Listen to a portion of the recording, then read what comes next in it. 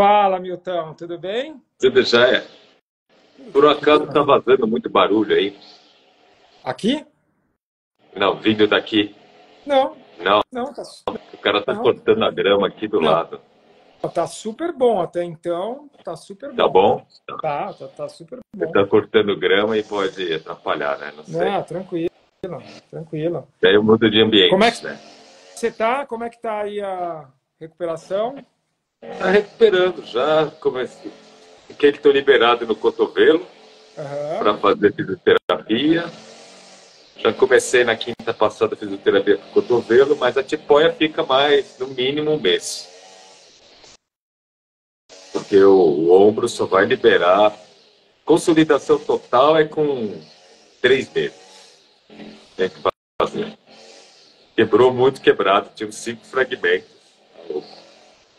É, sempre quando fala disso, as pessoas vão perguntar aqui. Então, só para saberem, o Milton teve um acidente de bicicleta, por isso quebrou vários ossinhos aí de vários lugares. Uhum. Então, por isso que ele está em recuperação usando tipóia. Mas tá indo bem. Então, o cotovelo já tá ok, já tô liberado. Começou já a terapia, né? Depois de um mês de tipoia já não tem mais músculo, né? Os músculos foram embora, a cápsula articular que foi mexida, né? Foi aberta por parafuso, está toda retraída. Então vai levar mais um mês para liberar o cotovelo. Milton, uma coisa, tiveram duas pessoas que escreveram para mim que queriam saber que na próxima live a gente contasse um pouco da nossa história com o yoga. E para conhecer um pouco mais a gente e tal, então a nossa história com yoga, por que que a gente se estimulou, por que que a gente começou a fazer, quais as dificuldades que nós tivemos com yoga como praticantes nesses momentos, nesses anos todos que a gente tem como praticante. E, e aí eu vou abrir falando uma coisa que eu tive esse final de semana. Esse final de semana eu disputei o maior campeonato de jiu-jitsu do Brasil, é esse, é o terceiro maior do mundo. E, e eu não disputava esse campeonato há 23 anos, desde 2001. Foi o último campeonato que eu tinha acabado, recém começado o yoga, e fui disputar esse campeonato. E assim, eu estava super tranquilo para disputar o campeonato, sabendo que era difícil, então tinha um comodismo da minha parte, porque não tinha nenhuma pressão, então não tinha nenhuma. Nada. Eu não tinha que provar nada para ninguém, porque é um campeonato super difícil, com muita gente. Uhum. E só que eu usei muito a prática, então, como as minhas lutas começavam à tarde, então eu usei muito a prática de manhã e eu dei uma aula para a Juju, que é a nossa amiga, né, minha aluna, amiga e tal.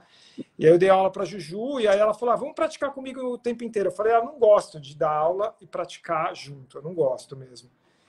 Mas em alguns momentos eu vou fazer, e aí fiz lá 15 minutos de pranayama com ela, fiz Bidya Mantra um monte, e depois fiz a minha prática antes do campeonato, lá no aquecimento e tal. E é muito legal o efeito que isso dá para a gente. É muito legal. E eu estou contando isso porque eu comecei a praticar o yoga por causa do jiu-jitsu. Então, na época, eu era campeão de jiu-jitsu, queria melhorar minha performance no jiu-jitsu, e eu comecei a praticar e tinha passado por alguns tipos de yoga que não tinham me motivado. Não tinha encaixado, acho que a gente já falou muito aqui, né? Nenhum tipo de, pelo menos a minha opinião, nenhum tipo de yoga é ruim. Cada um deles tem o seu estilo, tem o seu tipo e se encaixa e se molda com alguém. E aí, lá atrás, eu comecei a praticar por causa do jiu-jitsu para melhorar meu rendimento e me apaixonei pelo yoga. E acabou que o yoga virou a minha vida, tanto o estilo de vida, a profissão e etc. E o jiu-jitsu ficou como um hobby mesmo. E hoje voltei a competir mais por um estímulo. Eu já passei por muita coisa, tá vendo você? A gente falou da sua queda, da sua lesão. Eu até escrevi um post ontem. Tipo, nesses 21 anos que eu parei, foram 2 cirurgias de quadril, 2 transplantes de córnea, dois descolamentos de retina. Então, assim, foi muita coisa que foi me tirando algumas possibilidades, mas voltar a competir ontem me deixou muito feliz. Assim, nossa, fiquei muito feliz. Então, assim, o yoga, eu senti isso muito ontem, muito ontem. E é isso que eu queria contar. Mas vou deixar você falar um pouquinho da sua história também. A gente vai trocando aqui. A história é muito longa, né? Eu começo aos 14 anos, uma história gigante. Tanto que quem quiser conhecer mais em detalhes, no Instagram, professor Milton Marino, lá tem um conjunto de rios. Conta a minha história assim, inteira, né? Desde quando eu comecei até o momento atual, as decisões, as questões. Então lá tem como detalhes. Mas, por falar como que eu comecei. Comecei lendo, eu li sobre. Eu era adolescente, eu era muito jovem, tinha 14 anos. E eu comecei não com yoga, eu sempre li muito. E daí eu li um romance da Marion Zimmer, chamado As Brumas de Avalon. E lá nas Brumas de Avalon contava a história do rei Arthur, mas visto pelo foco da Morgana, né? Não do Arthur.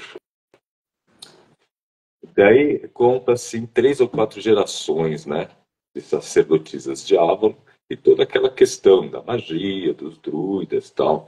E daí lá eu percebi algumas coisas que ela falava, entre elas questões associadas à projeção astral, que eu achei aqui muito, muito interessante, não sabia que aquilo existia, né, ou que se era só um romance, e a questão dos celtas, como é que era aquilo, David. Naquela época você não tinha Google, né? Então você pegava a enciclopédia, abria, você ia ler na enciclopédia, ou na Barça, ou outras enciclopédias. Oh, tinha uma outra lá que eu nem lembro o nome. Sim, cada tinha umas duas, você ia ler sobre, né? Eu achei aquilo muito, muito interessante. E eu percebi que eles eram vegetarianos. Ah, que legal, né? Se eles não comem carne, também não preciso comer, né? Daí eu parei de comer carne aos 14 anos. Isso vai, mais ou menos década de 90. Antes, a gente está falando de 1987, 88. Está falando de 1988. Por quê? Porque eu fiz a minha primeira prova de instrutor dentro do Swastika foi em 1989. Em 1989 eu fiz a minha primeira prova. Eu estava aí com 17 anos. 17, você tem que voltar mais 3 anos para trás. 89 tinha 13, foi em 86. Então, em 86 eu parei de comer carne. Nem tinha a questão do yoga ainda. Isso não era uma questão na minha vida ainda. E é legal, né, Milton? Tipo, porque é uma época, assim, ó, eu parei de comer carne só 2000. Então, são 14 anos depois de você. Sim. E 2000 já era uma época difícil, não era uma época fácil. Imagina 86 como é. Eu falava nisso, sim. Na minha família. Não devia ter, tipo, nenhuma, sei lá, explicação, estrutura ou algo nada, parecido. Não tinha nada. Daí, ou seja, eu era fofinho, não era obeso. Eu estava em sobrepeso, ok? E a hora que eu parei de comer carne, não foi assim, vou substituir, vou preparar o cardápio. Não, o adolescente não funciona assim, né? O adolescente funciona assim. Olha, mãe, a partir de hoje eu não como mais carne, tá? Pronto. Então era feijão, arroz o que tinha. Tá. Por quê? Porque os meus pais falavam: você tá louco, menino, que você vai comer, que você vai fazer da sua vida, vai ficar doente, não sei o quê. Toda aquela ladainha da. Hoje os pais não fazem mais isso. Mas naquela época, meus pais ficaram meio apavorados, né? E daí eu parei. Daí eu perdi peso, né? Perdi peso, porque não foi só parar de comer carne. Porque na minha cabeça era ter uma alimentação saudável. Ter uma alimentação saudável era não comer carne, não comer besteira, não comer chocolate, não tomar sorvete, não comer nenhuma bobagem, e me alimentasse de comida. Tá? Não tinha essa moda do glúten, da lactose, isso não tinha. Tá? Mas a hora que eu fiz isso, eu perdi uns 10 quilos. Eu fiquei magro, né? Sequei. Na realidade, eu fui pro meu peso, pro meu biotipo. Porque eu tirei todas as besteiras. Daí os pais ficam mais apavorados ainda, né? Eles ficam mais apavorados ainda. Querem arrancar os cabelos, né? Até então, só uma pausa na sua história. Até então, você só tinha lido ali no Bruxas de Avalon e não praticava yoga, nada. Só decidiu não, nada. porque eles eram vegetarianos. Isso, porque eu senti que não precisava. Aquilo fez sentido para mim, sabe? Uhum. Que a adolescente, ele tem essa coisa de mudança, né? De fazer diferente, de mudar o mundo, de ser diferente, de se construir. E naquela época aquilo fez muito sentido para mim, não matar animais para comer, né? Porque, para, eu tenho aqui os 3 galguinhos. Eles são membros da família, né? Eu não comeria o pachu. Mesmo se estivesse com fome, né? Morrendo de fome, não mataria o pachu para comer. Não faz sentido. Seria como matar meu irmão, minha filha. É um membro da família, você não mata. Agora, se isso serve para os cães, por que não serve para os outros animais? Estou pensando como adolescente. Naquela época, aquilo fazia sentido para mim. Porque eu estava matando a vaca, eu estava matando. E não é o ato de matar, não é você na selva, você faz parte de caçador e coletor, e você mata dentro de todo um contexto, e a tribo se alimenta daquele animal até o fim, guarda o que é possível guardar e o que não é possível. E mesmo assim, mesmo dentro desse contexto, você tem que perceber que o ser humano é um dos maiores predadores. Tanto que praticamente, se eu não me engano, os mamutes foram extintos por nós. Nós comemos todos, até o último. Não teve nenhum cataclisma. Não. A gente caçou todos, né? Por um ser humano. Se eu não me engano, quem trata isso é tratado no livro Sapiens. Eu não li o livro Sapiens, mas eu vi um amigo me comentando que esse assunto era tratado. Isso naquela época me fazia muito sentido. Então, se não é necessário, se eu posso viver de verduras e legumes e laticínios, então eu posso reduzir o sofrimento dos seres. Sofrimento, confinamento, e isso me fez sentido, eu parei. Para os meus pais não fazia sentido. Hoje em dia, se eles viram para mim, se a gente tivesse feito aquela alimentação, talvez nós não estivéssemos tão doentes como nós estamos agora. Hoje em dia eles têm essa consciência. Na época não tinha. A carne era alimento, não era veneno. Hoje em dia se sabe a carne em excesso é veneno, não é alimento. Porque ela alavanca todo o processo metabólico. E um ano depois, ou 6, 8 meses depois, eu encontrei um outro livro na biblioteca da escola. Olha, eu estudei no colégio estadual, muito simples, em São Bernardo. Tá? Fiz o ginásio no diurno, o ensino médio no noturno. E daí estava terminando o ensino fundamental, que na época a gente chamava de ginásio. E eu, na biblioteca muito simples da escola, eu achei um outro livro chamado A Terceira Visão, de um cara que se dizia que era um monge tibetano, tá certo? Um monge budista tibetano, que estava escrevendo aquilo. Não era monge, não era budista, talvez fosse budista, mas não era tibetano, ele era o inglês, certo? Que tal qual o Ramacharaka, que é o Atkinson, ele passou no movimento da nova era a escrever sobre isso, utilizando o pseudônimo. O mesmo era o tal do Lobsang Grampa, que escreveu o livro The Third Eye, ou a Terceira Visão. E eu li esse livro e contava a história do monge, como é que era a rotina. Ele devia realmente ter algum conhecimento do dia a dia do mosteiro, do funcionamento do próprio Himalaia, porque algumas coisas, até de sânscrito, porque algumas coisas faziam muito sentido.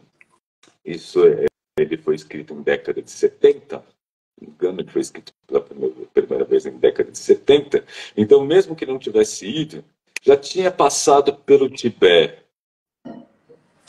Charles Bernard já tinha ido para o Tibete. Charles Bernard é da década de 50, já tinha escrito sobre isso. Tanto que existe um livro, quem quiser ler, um livro muito interessante, que conta a história do yoga, conta a história da biografia do Charles Bernard, que é chamado Lama Branco, The White Lama.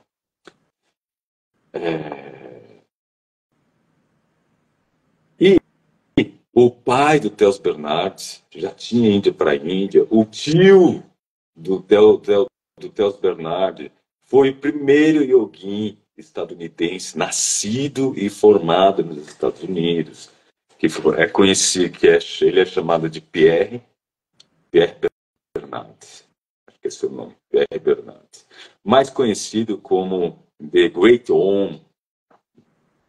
The Great Om também tem uma biografia muito interessante com esse nome, The Great Om. Então eu li esse livro, ela falava que o budismo ele era uma filosofia, mas que do ponto de vista prático ele era vivenciado através do yoga. E todo monge aprendia vários tipos de yoga. Ele falava de Raja Yoga, Jnana Yoga, Laya Yoga e tal. E daí me acendeu uma lanterna. Yoga. E esta é a ferramenta para adquirir poder, força e autoconhecimento. Então eu quero aprender isso. Daí eu na minha ingenuidade, estava aí já com 16 anos, estava com 15 anos. E daí eu me perguntei, mas será que isso tem no Brasil? Daí tinha o meu colega de turma, e eu fui comentar com ele, com um livro na mão, né? Olha esse livro, que máximo, olha que legal, não sei o quê. Daí ele fala sobre yoga, daí ele começou a dar risada na minha cara, né? Então fala assim, minha mãe é professora de yoga. Sua mãe é professora? Como uma mãe? Eu pensei, como uma mãe pode ser professora de yoga? Não faz sentido, né? Porque na minha cabeça isso era coisa de monge, de Tibete, não sei o quê, da Índia. E daí, como sua mãe? Ela é professora, ela é formada, da aula de Swastika Yoga, professor dela de Rose, não sei o quê. Daí, então eu quero aprender. Já que tem alguém tão perto assim, disponível, eu quero aprender. Eu fui aprender com a Marlene. O nome dela era Marlene Peff. Faleceu há 3 anos. Estava com idade. Já está com seus 80 e tantos, quase 90 anos. Viveu bastante. Foi a sua primeira professora, então. Foi minha primeira professora, Marlene Peff. Então foi com ela que eu comecei a praticar o Swastika Yoga. E daí foi fácil, né? Porque eu já tinha esse anseio de aprender. Eu já queria me dedicar àquilo. Daí eu comecei a ler outros livros que fui aprofundando. Então, nessa época, como aluno, com os meus 15 anos, eu já estava lendo Caio Miranda. O livro do Caio Miranda é um inferno, né? Chama Libertação pelo Yoga. É um inferno. É inferno. Por quê? Porque tem pouco yoga e muita filosofia.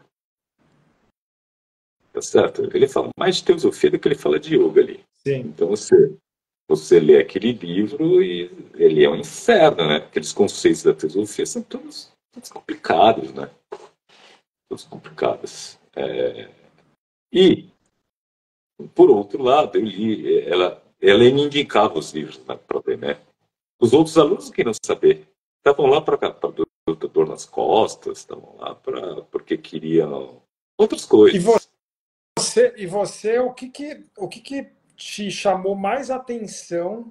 Porque assim, você leu, apareceu yoga, força, poder e autoconhecimento. O que que você, que mais te chamou atenção assim em relação ao yoga? Quando você, vou começar. Aí você conheceu lá, foi lá conhecer a sua primeira professora e A fez a. quantidade de técnica corporal que tinha. Eu não estava esperando isso. Tá. Estava esperando inspiração, meditação, mantra. Estava esperando que a gente fosse fazer um monte de asana, que tinha que fazer força, que tinha que ganhar flexibilidade. Daí, foi a primeira vez que tive contato com o primeiro livro do professor De Rose, que foi o Pontuário do Yoga Antigo. E eu olhei aqui porque tinha muita foto, né? Posições complicadas, né? Dá um minutinho.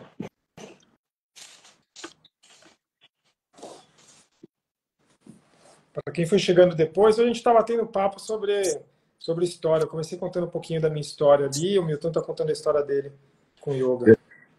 Daí tinha muitas posições. Então isso foi algo que me chamou a atenção. A princípio, eu detestava atividade física. Mas eu descobri que eu não detestava atividade física.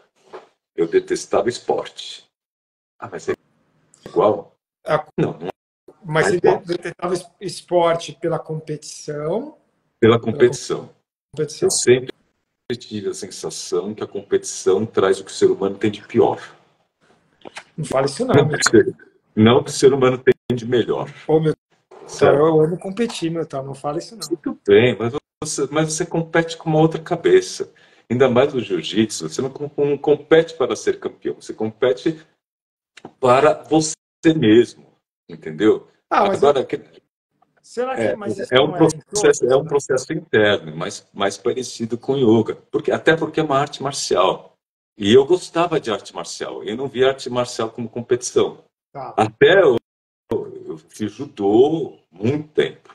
Até o meu professor gostava que eu fosse competir, não sei o que. Eu falava, competir a vida, né? Até fui em campeonato, mas eu olhava aquilo, eu detestava, não gostava. Eu não gosto. Mas E eu me tenho, dá, eu tenho essa dá a impressão de sensação. ser a competição, principalmente no esporte coletivo, não? Porque quando Sim, detesto. porque eu acho que o esporte individual, aí eu concordo com você, é uma coisa mais você com você mesmo, de Sim, você, né? O coletivo já depende dessa relação mais com as pessoas e sim. tal. Agora, imagina, eu estou com 14 anos, 15 anos. Imagina você não gostar de competição, dentro de um esporte coletivo, dentro da educação física de colégio estadual, que o professor não estava nem aí, botava o pessoal para jogar bola, e a galera brigando, né? Não. Eu olhava aquilo, achava um negócio tão absurdo assim, tão fora de realidade, entendeu? Mesmo hoje em dia, quando eu vejo algumas competições, por exemplo, muitas vezes é um exercício do próprio ego, né? Por que vencer? Então, o processo filosófico começa. Por que vencer? De que forma? Tá certo? Vencer o quê? Vencer a quem? E você faz isso por quê? Com que finalidade? Que finalidade um esportista esmirilha o corpo dele? Esmirilha, porque depois que eles terminam o esporte deles, pegam um ginasta olímpico. Qual é a vida útil do ginasta olímpico? As meninas começam com. Nem sabem andar. Nem sabem andar, elas começam no esporte. E se ela tem um corpo que se enquadra num perfil e que gerar um potencial atleta olímpico e um campeão, os caras vão esmerilhar aquela garota. Daí a hora que chega aos 16 anos, 17 anos, acabou. 19 anos mais tardar, porque não tem mais corpo, já não tem cartilagem, já não tem, os músculos já se estenderam. Daí, e muitas vezes, esse atleta, a vida dele é tão excesso, né? É tudo tão em excesso, excesso de atividade, excesso de comida, às vezes excesso de sexo, né? Porque quando tá naqueles camps antes da competição, os caras estão numa pilha, né? Muitas vezes eles se encontram com todo mundo mesmo. Todo mundo sabe disso. Isso faz parte, né? Por quê? Porque é tudo over, né? É tudo over. E muitas vezes eles param depois e a vida útil deles é muito curta, como ser humano. Dá 60 anos, poucos chegam aos 80. Poucos são como o Pelé, que vão tão longe, né? Vivem tanto tempo. A maior parte deles morrem muito jovens. Outra coisa, quando você fala com relação à competição, é,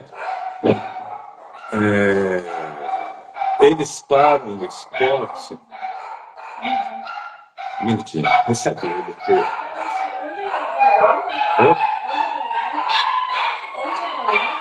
Na sala. Eu vou da sala. Tá vendo o show, né? Daí, quando chega, ele termina o esporte dele, muitas vezes ele não consegue manter a alimentação correta. É muito comum o esporte de ponta de competição, ele termina e eles ficam obesos. Vou dar um exemplo. Você pega o Ronaldo Fenômeno agora, o cara tá uma bola, né?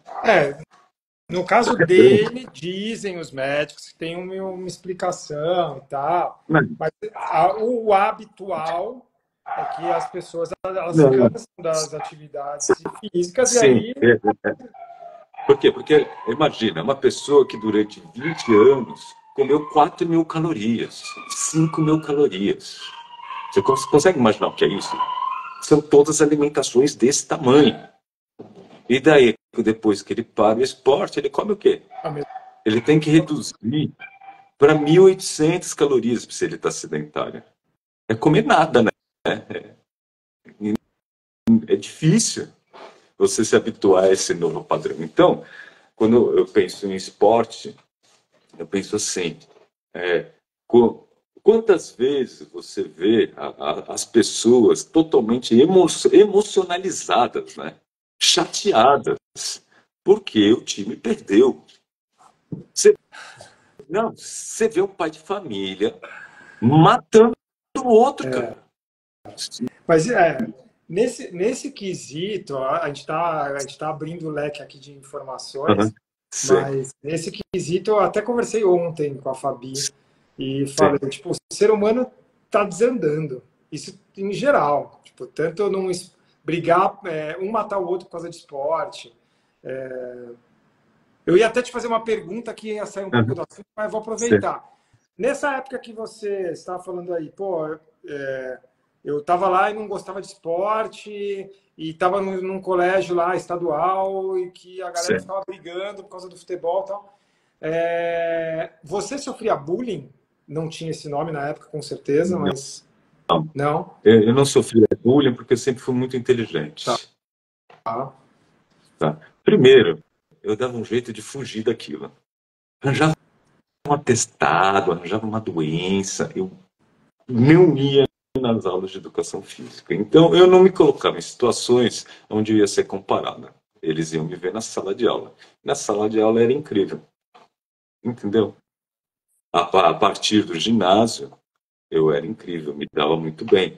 E como eu me dava muito bem, muitas vezes eu ajudava os outros, né? Ajudava a estudar, passava cola, porque eles não conseguiam, porque tinha muita dificuldade. Para mim, o colégio de estado levava na flauta, né? Aquilo levava na flauta, era muito fácil. Tanto que depois que eu entrei no yoga, eu passava o dia praticando. E quando eu passei para o ensino médio, eu não tinha na escola que eu estudava o período diurno, era só o noturno. Então eu ia fazer o que durante o dia? Passava o Praticar? dia praticando, o dia inteiro, tinha um dia inteiro para mim. tinha um períodozinho que eu ia fazer um trabalho de office boy para o meu pai, né, de administração do condomínio, não sei o quê, mas era curto, né? O resto do dia era praticando. Aí estudar. Não tinha nada que estudar. Aquilo que eu via na aula era mais que o suficiente. Pra você ter ideia, no primeiro ano de física, eu estudei cinemática só. Eu não vi um décimo do currículo. Tá certo? Então, para aquele momento, era o que dava. Agora, quando entrou no terceiro colegial, não, porque daí eu fui buscar um cursinho. Daí mudou. Daí eu praticava um pouquinho, estudava muitas horas, ao ponto de fazer ferida no cotovelo. Por quê? Porque eu queria fazer Nesse período medicina. que você estava praticando muito, você estava praticando com a Rosana Não, Locatelli? Rosana nem entrou, nem existia ainda Ainda era com a nessa primeira professora. primeira professora. Daí eu pratiquei mesmo com ela durante 6 meses. Então eu pratiquei 6 meses com ela. Formal. Sabe o que é praticar formal? Você vai, senta como aluninho e tal. Por quê? Porque foi o período que eu terminei o ginásio. Terminei o ensino fundamental. Porque quando passou para o ensino médio, era à noite. Ela dava aula à noite. Então eu não podia fazer aula. Você me entende? Não dava. Ela dava aula à noite e fazia aula à noite. Não dava. Daí o que eu fazia? Eu encontrava com ela toda tarde. Ela me passava o que eu tinha que fazer, a gente comentava sobre os livros, conversava sobre o que eu tinha lido, sobre as dúvidas que eu tinha. Enquanto ela cozinhava, preparava comida para a noite, ela me instruía o que eu tinha que praticar e eu falava o que estava acontecendo, certo? E daí, no dia seguinte, eu estudava aquilo que ela me passou e voltava no outro dia com as dúvidas. Então, não foi aula formal. Até, de verdade, por isso, talvez por isso, eu não gosto de aula formal.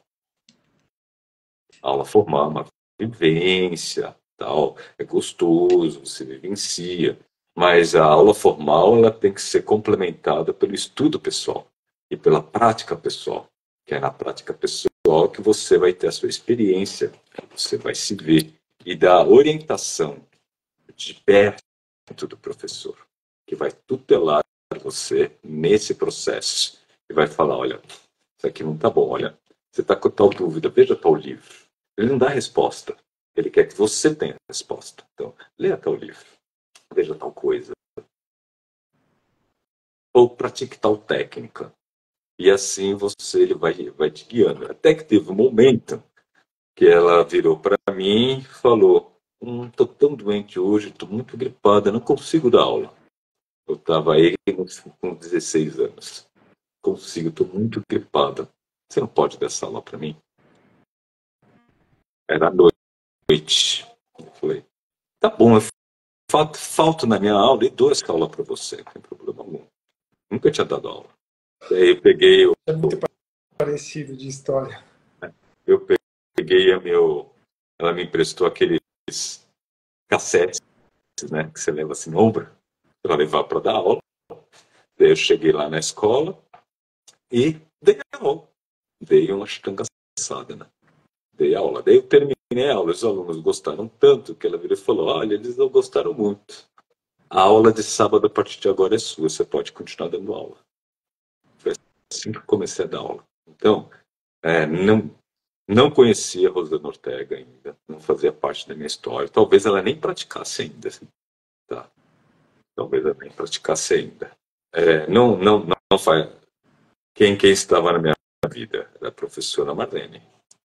E até que teve um dia que começou a ter manifestações, né, de estados de consciência, de paranormalidades, porque eu conversava com ela sempre, eu descrevia o que estava acontecendo. E ela ficou apavorada. Por quê? Estava além daquilo que ela era capaz de manejar. Porque as pessoas as praticam 1 ou 2 vezes por semana, elas praticam 3 horas, eu praticava 8 horas por dia, nesse período. A minha vida toda não, nesse período. Eu tinha todo o tempo do mundo e podia, tá certo?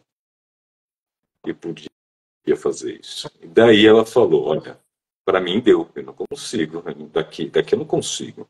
Então eu acho bom você procurar o professor De Rose, porque ele vivenciou isso, ele sabe como, vai saber como manejar.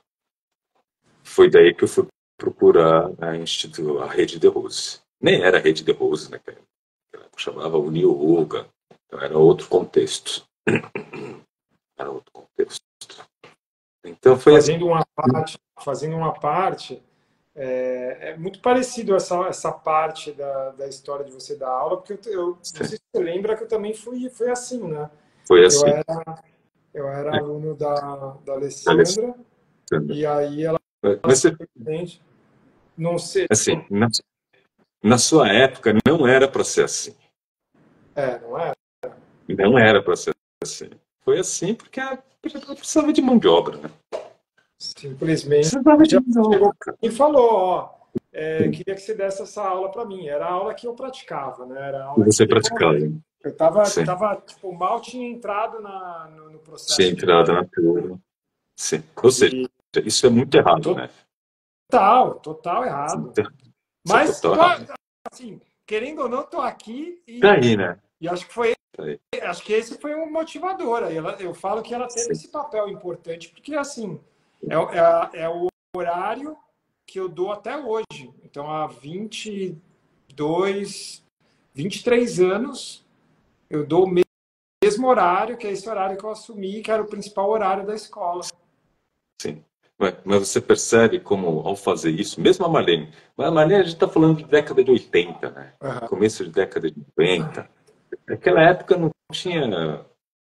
Também eu não tinha nenhuma formação. Eu fui fazer minha prova, eu já dava aula há 2 anos. Foi em 1989, né? Tá. Mas eu já praticava há mais de ano, praticava bastante, já tinha lido muito, então já tinha conhecimento.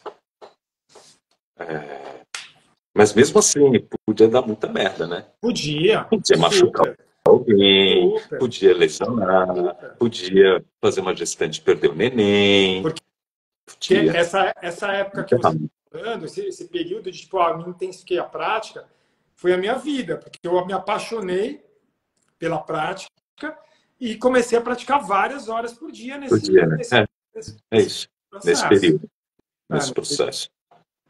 Então, hoje em dia, por exemplo, é impensável. Lógico que eu não formo muita gente, até o contato com o aluno é pequeno, né? Mas as pessoas que eu formo, eu não deixo ir para a sala de aula até que ela tenha sido avaliada, mesmo que eu acho que ela tenha condição.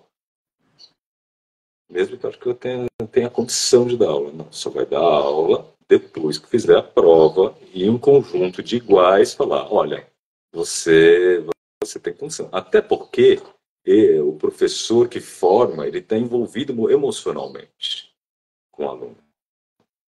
Você está envolvido com o aluno, né? E que está se formando. Então, é importante que um grupo de pares olhe e fala, não, realmente, olha, tecnicamente está enxuto, está perfeito, eticamente é uma pessoa coerente, vale a pena essa pessoa começar a dar aula, ela tem condição, né? Não é nem que vale a pena, ela tem condição de dar aula sem matar ninguém, sem machucar alguém. É isso, é dessa forma. Daí sim. Daí sim. E a diferença que tem, você vê um professor sênior dando aula e iniciante, né? É bizarro, assim. Super. Isso em qualquer linhagem. É o caso que eu vi a professora de Iyengar, no curso, dando aula. Ela era professora há 20 anos. Já fez várias graduações da linhagem dela, tanto no Brasil quanto fora, principalmente fora do Brasil. O que eu Então, você vê a pessoa dando aula, é O que eu diferente. sinto em relação a isso só Uhum. é que óbvio que tem as suas exceções, para um lado e para o outro. Eu acho que em alguns casos, alguns professores muito antigos, de qualquer, não é só de yoga, qualquer linhagem de yoga e outras atividades, alguns professores antigos têm uma hora que cansam de ensinar. Então, essa é a minha impressão. Tipo, isso em tudo, tá? Eu já vi isso no jiu-jitsu, já vi isso no futebol, já vi isso no yoga. Então, alguns professores que têm muito conhecimento, mas que cansam de ensinar. Tipo, não estão afim mais de ensinar. Seja qualquer nível, tá? Iniciante, avançado, não estão afim de ensinar. Não é que cansa de ensinar. Ah, Às vezes, não sei. sabe, a questão não é ensinar. A questão é. Eu passei por esse processo muitas vezes, tá certo? Você tem conhecimento, mas a pessoa que vem te procurar não quer aquilo que você tem para dar, ela quer outra coisa. Então, mas aí é outra coisa. Aí a gente vai cair num outro caminho. Porque aí, assim, você selecionando, talvez, tipo, escolhendo o seu nicho. Ah, eu quero dar aula, sei lá. E a gente já conversou muito sobre isso. Sim. Você tem esse perfil. Ah, eu quero dar aula para o cara que quer, sei lá, que quer realmente ter o meu direcionamento e ter um acompanhamento e chegar no Samadhi, sei lá. E também eu tenho outro questionamento. Ah. Do ponto de vista humano, ético, será que esse indivíduo ele merece isso? Nossa, são bons questionamentos aqui. Mas aí, quando a gente entra na Sim, ética. sim. Porque tem tanta gente que eu ensinei que se eu fosse parar para pensar agora, Então, mas eu não ensinaria. eu acho que essa é boa, essa é uma boa discussão, assim, Eu vou discutir, né? porque eu acho que quando a gente pega, essa pessoa é ética ela merece eu passar o conhecimento, digamos assim. Então, o que eu acho hoje em dia é assim, várias pessoas que eu treinei, que eu Sim. formei anteriormente, eu falaria assim, puto, hoje não. Hoje, Mas não. não Mas tem é como ter. difícil, né? É muito Não difícil, né? dá, não dá para ter, porque não Isso. tem. Se a gente for depender disso, a gente não vai passar conhecimento nunca, porque a gente vai Nenhum. sempre segurar, porque a Nenhum. gente vai ter essa dúvida. E Sim, não há uma certeza. Não há uma certeza. sim. É difícil. É muito difícil ter certeza. Mas Tá? É muito que eu difícil estou ter falando, certeza. o que eu tô falando da pessoa cansar de ensinar é cansar mesmo. A pessoa não, tipo, não está afim de ensinar, independentemente de quem seja. Pode até ser no. Então, eu já vi de novo, não é só yoga. Muitos professores antigos que ensinavam determinadas coisas no assunto e que tipo, não tá no pique de ensinar. E talvez não está no pique porque a pessoa é mais nova, não está no pique porque a pessoa tem o risco da pessoa não seguir aquilo que ele quer ensinar e cansou. Sim, Então, acho que tem sim, exceções dos mais sim. antigos e tem exceções dos mais novos. Eu já vi muito cara e menina nova, tipo, com sangue nos olhos para tipo, querendo, tipo, aprendendo, pegando muito conhecimento e com vontade de passar isso adiante, de fazer acontecer. Uma coisa que acontece muito nos mais antigos é estagnar, né? E isso, também, também, Eu achar que sabe tudo, né? também. Isso é um perigo, né? É um perigo. A hora que você acha que você sabe tudo, você não está pronto para seguir em frente, né? Para continuar aprendendo. E E assim, a gente nunca vai saber tudo, minha opinião. é Nunca. comum dentro do yoga as pessoas acharem que o ensinamento é só aquilo. Não é. Cara, assim, eu não paro de aprender coisa nova. Ao mesmo tempo, eu sou obrigado a muitas vezes a ter que me corrigir, a ter que me corrigir.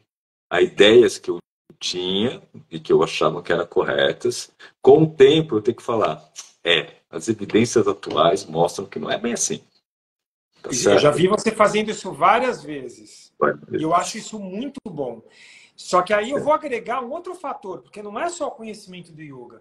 Porque além de nós estarmos o tempo todo nos reciclando com yoga, por exemplo, você está dando aí, que eu já vi você como meu professor assim, já fazendo em vários momentos você falando, eu falei isso, mas na verdade, agora eu tenho uma outra visão. Isso em relação ao yoga, a técnica, a filosofia. Mas além disso, você tem o lado como professor de uma relação com outras pessoas. O quanto a gente tem que aprender, o quanto a gente tem para aprender, até para conseguir passar adiante, a se relacionar com as pessoas. Isso é o tempo inteiro.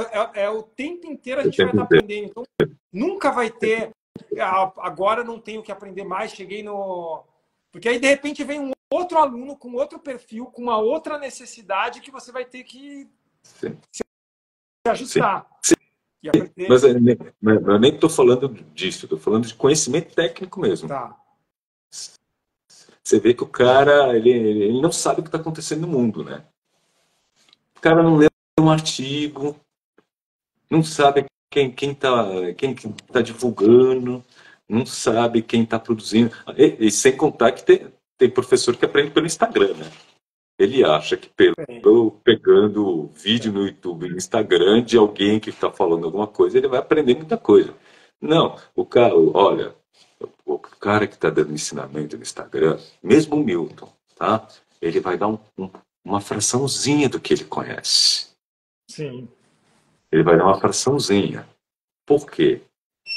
Porque muitas vezes a vida dele é no curso, é de dar o curso. A vida dele é de conseguir aluno, e é a via que ele tem é de dar um pouquinho para você falar, olha, esse cara pode ser legal. Então, toda vez que você aprende alguma coisa no Instagram e você junta de várias pessoas aquilo que você aprende no Instagram, você está fazendo uma colcha de retalho, certo? Colcha de retalho pode ficar bonita, mas qualquer um que olha vê, isso é uma colcha de retalho, certo? Então, é importante que você não aprenda só no Instagram, mas que você vá, faça curso. Mesmo hoje em dia, eu vou e faço curso. Faço curso em italiano, faço curso em espanhol de yoga, em inglês de outros países, para eu ver o que está acontecendo no mundo.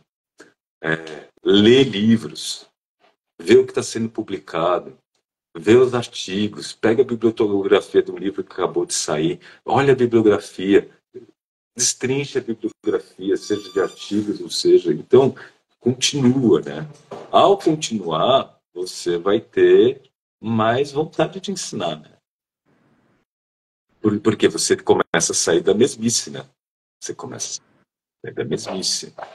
E outra coisa, às vezes você começa a sair da invenção, né? Da invenção e da imaginação. Porque muitas vezes você... eu sinto isso. Eu visualizo isso, eu imagino isso. Mas qual é a lógica por detrás disso? Tem uma lógica, tem um porquê, tem algo associado à filosofia em si. Filosofia de qual linhagem, de qual fundamento, de que maneira, tá certo? Daí entra o estudo da história do yoga, porque é esse raciocínio dessa linhagem que você está usando, ou da sua própria linhagem, ele veio da onde? Qual é a história dessa lógica? Por que eles chegaram nesse contexto? Daí você, ao conhecer essa história, você consegue entender a lógica por detrás daquilo que você está visualizando. Porque senão vira imaginação. Imaginação é legal, mas será que aquilo vai ser efetivo? Será que aquilo vai ter força?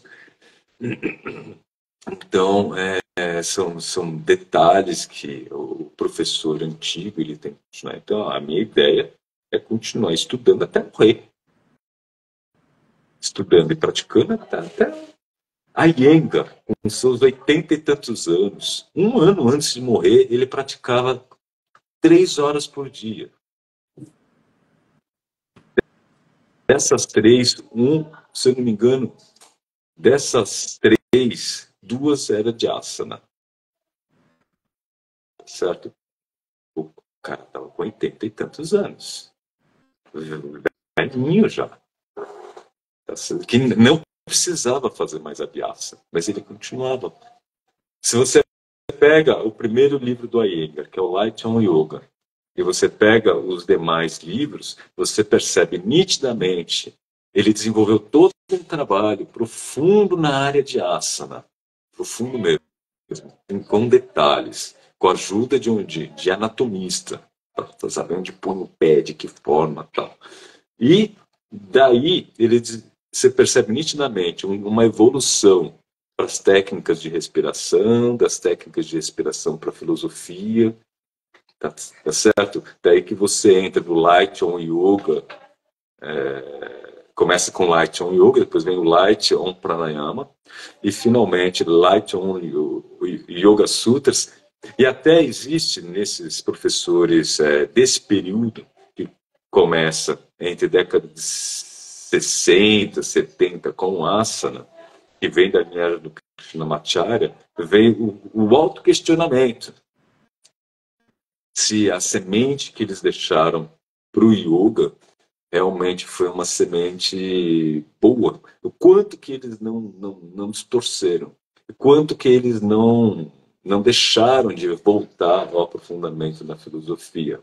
Você vê no Iyengar nitidamente um aprofundamento na filosofia até a tradução e comentário do Yoga Sutra dele. Tá certo? Até o raciocínio dele com relação às raízes do yoga dele, propriamente dito. É o processo, né? É o processo de desenvolvimento desse autor. Muito bem, muita história aí. E quanto tempo isso faz total, Milton? Porque depois você foi, passou, hoje, quanto tempo você tem de yoga? Desde o momento que você começou a fazer aula com a... Esqueci o nome dela. Márcia? 14, com a Marlene.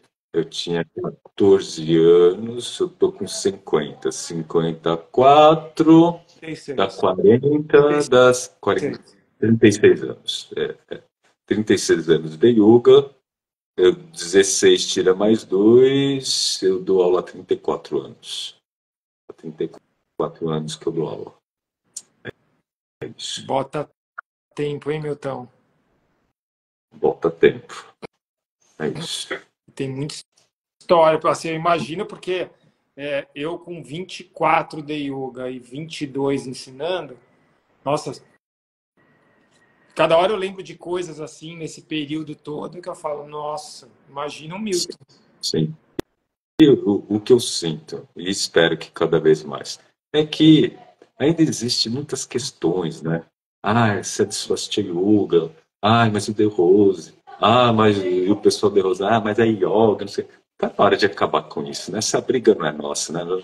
Já é a terceira geração, já, né? Já é a terceira geração, tá certo? Então, eu tenho certeza que eu tenho muito a aprender com a Iyengar, tenho muito a aprender com a Ashtanga, tenho muito a aprender com Laya Yoga. Assim, o mundo já andou muitas vezes, né? Já deu muitas voltas, né? Terceira geração já. Uma briga que não era nossa, um momento que não é nosso. Está na hora de a gente virar essa chave, sabe?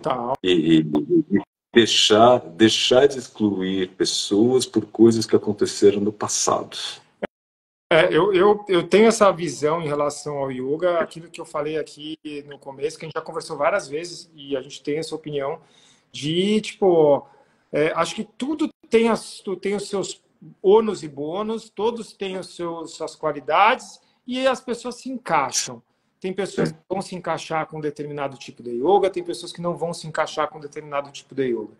E, independentemente de como ele seja, eu acho que assim, da última onda aí, né, que, apesar de ter nascido do Bikram, mas o Hot Yoga que está agora um pouquinho mais, toda hora tem alguém fazendo e tal, tem lá as suas qualidades. Eu tipo, não vou... atende o seu público, né? Exato. Atende o seu público e tá ok, né? Eu acho que está na hora da gente, dentro do yoga, tomar consciência de que o colega não é um concorrente, né? Exato. Até esse raciocínio de mercado. Está na hora a gente precisa evoluir um pouco, né? Concordo, super. Não é possível que a gente, dentro desse contexto filosófico, ainda tenha que usar o mesmo raciocínio de marketing do resto da humanidade, né? Tá certo? De que dentro das linhagens não possa haver uma integração, que não possa haver tá certo? não possa haver uma troca mútua, um aprendizado. Assim, eu já vesti isso. Esse ranço não é meu. Não Eu é meu. assino Eu embaixo. não quero. Eu não quero. Certo? Da mesma forma que eu fiz com relação à literatura, que eu li tudo que eu podia, aprendi todas as linhagens e vi o que tinha de especial em cada uma delas, tá? O que era compatível com o raciocínio da minha linhagem, com a lógica da minha linhagem, eu incorporei, certo? Eu incorporei aquilo que não era compatível com a minha linhagem, procurei não julgar como errado. A gente tem essa mania. Ah, se não é assim, tá errado. Não. Exato. Tá certo dentro do contexto daquela Por isso linhagem. que eu falo, Porque aquela linhagem tem uma lógica diferente. não tem certo e não tem errado. Tem aquilo que a linhagem acredita, aquele ponto, e está tudo certo, e a outra linhagem acredita de outra forma e está tudo certo também. Certo. Está tudo E vai, convivendo, eu acho que é isso. e é isso, dentro daquele contexto, faz sentido, né? Faz sentido. Então, eu sinto dessa forma. Que você está numa linhagem, você está satisfeito com ela, você não precisa mudar de linhagem. Não. Você está feliz. Você não precisa, você pode conhecer outra linhagem, entendê-la. Ao entendê-la, isso gera uma empatia, um estar no lugar do colega. Mas isso não quer dizer que você precisa fazer o que o outro está fazendo. Até porque pode ser um caso, né? E não tem melhor ou pior, né? Na real é essa, não tem melhor ou pior. É isso. Tem o melhor para você, Então, tem melhor aquilo que se encaixa para para você. você. Isso tem E encaixa para às você. vezes vai acontecer de você simplesmente se encaixava com uma coisa e de repente você não se encaixa mais, vai se encaixar com outra e tá tudo certo. E Tá aquilo tudo agora é o certo. melhor para você. Tá tudo certo. Eu sinto assim também. Ó, Milton, deixa eu ver se tá, eu tenho um comentário aqui. É bem isso. Tipo, o que importa, assim, acredito que todos nós, praticantes, professores de yoga, seja a linhagem que for, a gente entende que, eu vou falar uma coisa, eu acredito que as pessoas pensam o mesmo. Que as pessoas que praticam yoga, seja qual a linhagem for, têm condição de se desenvolver muito como indivíduo, como ser humano, porque até dentro dessa busca pelo autoconhecimento, dentro desse processo de autoestudo, cada um de nós vai se desenvolver. E o importante é isso, é fazer. A partir do momento que você faz e que você alcança cada vez mais esse desenvolvimento, esse autoconhecimento, estados mais expandidos de consciência que vão surgindo aí de várias formas, o mundo vai ser melhor. Então, tipo, eu acho que esse é um grande legado que a gente tem como professor e como praticante também. Né? A gente praticando, a gente vai fazer desse mundo um mundo melhor. Eu falei aqui em um determinado momento que, putz, o mundo tem hora que parece que desandou, que as pessoas desandaram, porque as notícias que a gente vê, o ser humano está cada vez mais fazendo coisas que a gente não tem como acreditar. E acredito que se nós formos nessa toada, cada vez mais de conhecer, buscar o autoconhecimento, fazer um autoestudo, querer se desenvolver, a gente vai ter o nosso papel de fazer o mundo melhor. Eu acho que isso independentemente do yoga, do tipo de yoga. É isso. Né? Concordo. Milton, te vejo daqui a 15 dias. Galera, quem quiser, tiver algum assunto, alguma coisa que queira trazer aí para o Milton falar, e a gente conversar aqui, tá mais do que convidado, tá bom? Tô com saudade de você, Milton. A gente precisa ficar para se encontrar. Duas coisas importantes. Se você, na quarta-feira, a gente vai ter aquele Surya Market que a gente fez aquele dia, é dia de feriado. Se tiver de bobeira, quiser dar uma passada aqui, vai ter as exposições aqui, tem os parceiros. Se quiser dar uma passada, vem dar um abraço na gente. Que hora que quarta-feira. Começa às 8 da manhã, vai até às 17, então o dia inteiro. Se tiver de bobeira, quiser passar aqui, passa aqui, vai ser um prazer, tá? Que horas que você sugere? Hã? Que horas que você sugere? A hora que você quiser. Eu te mando depois.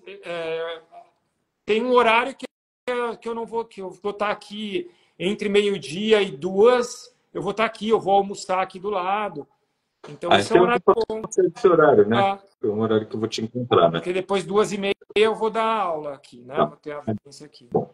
Tá? Tá, então entre 12h e 2h, né? Só me mandar mensagem, estamos por aqui, tá? E uma outra coisa, a viagem da Índia, eu agreguei, eu e a Juju vamos para o Butão. 5 dias depois, a gente vai para o Butão. Muito legal.